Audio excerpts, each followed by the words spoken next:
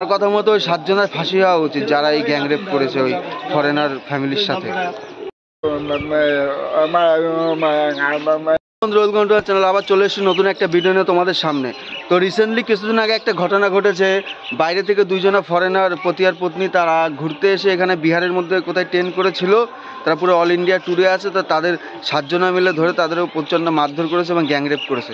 তো আমরা চাই তাদের শাস্তি হোক, যাতে আমাদের ইন্ডিয়ার নাম অন্য দেশের কাছে খারাপ না হোক এবং মানুষ যাতে ঘুরতে আসতে পারে, আমাদের আর্থিক ব্যবস্থা উন্নত হয় ইন্ডিয়ার দিক থেকে। তো আমার বক্তব্যটা তো আমি দিলাম, এবার বুবা কিছু বলবে সেই বিষয়ে বলো।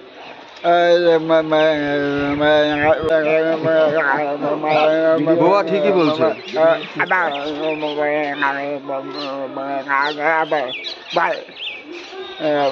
আমার এটা কথা, যারা বিদেশ থেকে আমাদের দেশকে ভালোবেসে আমাদের দেশে ঘুরতে আসে তাদের সাথে এসব করা উচিত না। আমার কথা মতো ওই 7 জনের ফাঁসি হওয়া উচিত যারা এই গ্যাং রেপ করেছে ওই ফরেনার ফ্যামিলির সাথে।